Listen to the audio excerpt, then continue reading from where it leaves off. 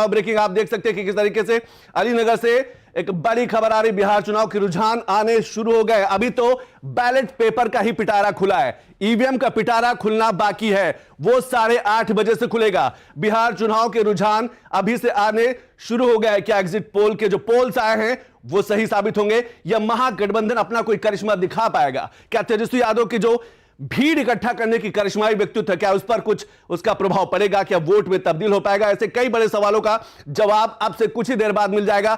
लेकिन बिहार चुनाव पर इसीलिए पूरे देश की नजर है क्योंकि एसआईआर के बाद यह पहला राज्य बन गया है कि सफल जो है वो चुनाव हुआ है। जो मतदाता सूची है उसमें जो पारदर्शिता लाई गई है उसके बाद लगभग 76 लाख से ज्यादा वोट इस बार ज्यादा पड़े 2020 की तुलना करें, क्योंकि एसआईआर के बाद मतदाता सूची में जितनी भी गड़बड़ियां थी, जो फर्जी वोटर थे उनको हटाया गया। शुरुआती रुझानों में एनडीए 7 सीटों पर आ गई। इस समय की बड़ी खबर, अभी जो शुरुआती रुझान है, जो बैलेट पेपर के रुझान आ रहे हैं उसमें 7 सीटों पर एनडीए जो है उसने बढ़त बना ली है।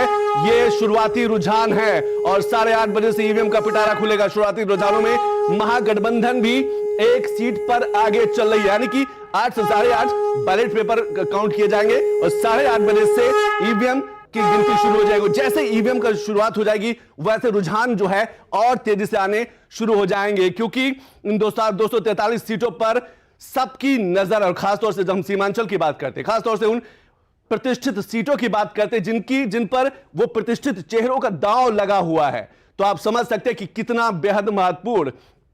और अब की बार अगर नीतीश कुमार मुख्यमंत्री बनते हैं तो 5वीं बार आप समझ सकते हैं कि एक बड़ा रिकॉर्ड बिहार को लेकर। और इस बार के मुद्दे में, इस बार के राज्यसभा चुनाव में पुरानी बातें, यानी कि जंगल राज का वो दौर, वो पीढ़ी दर पीढ़ी जो वो बातें ट्रांसफर होती रही है। एक बड़े आंकड़े आप देख सकते हैं अपने पीछे। अब की बार किसका होगा बिहार? सीमांचल की 24 सीट। सबसे बड़ा फोकस सभी राजनीतिक दलों का, क्योंकि ये मुस्लिम सियासत का प्रयोगशाला कह सकते हैं। यहां कांग्रेस भी है, जेडीयू भी है, आरजेडी भी है और ओवैसी भी हैं। तो सीमांचल की हम जब भी बात करेंगे, सीमांचल पर सभी राजनीतिक दलों की नजर है, क्योंकि यह मुस्लिम सियासत की प्रयोगशाला की तरह देखी जाती है बिहार में। सीमांचल में 24 सीट, एनडीए 10-12, महागठबंधन 8 से 10, जनसुराज 1। ये हम एग्जिट पोल के क्या आंकड़े आए हैं अलग अलग क्षेत्र के, वो हम आपको दिखा रहे हैं। मगध 51 सीट है वहां पर।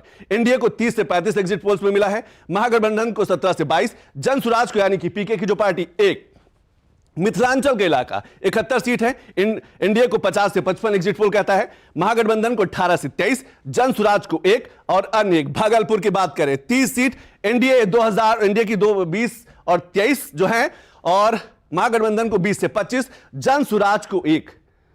ये एक वोटिंग परसेंटेज देख लेते हैं कि बिहार में कब कितना वोटिंग परसेंटेज हुआ है। लेकिन इस बार 73 साल का रिकॉर्ड टूटा है। 2005 वोट 46%, जो 46.5% जेडीयू और बीजेपी को मिला था कुल वोट। 2010 में 52.7% जेडीयू और बीजेपी को वोट मिला। 2015 में लगभग 56% जेडीयू और आरजेडी। 2020 में 57% जेडीयू और बीजेपी। 2025 के आंकड़े आने बाकी हैं, लेकिन मतदाताओं का आंकड़ा तो साफ तौर पर आ गया है। 67% वोटिंग हुई है। तो यह दिलचस्प और कहा जा सकता है, और इस बार 2020 की तुलना में 10% ज्यादा वोटिंग हुई है 2020 के, और शायद इसीलिए कई बड़े समय की एक और बड़ी खबर आ रही बिहार रुझान में, एनडीए ने दहाई का आंकड़ा पार कर लिया। अभी 7 सीटों पर बढ़ा थी, अब 11 सीटों पर जो एनडीए है उसकी 11 सीटों पर बढ़त चल रही है। तो अभी ये बैलेट पेपर का रुझान है, लेकिन रुझान तेजी से बदलते जाएंगे।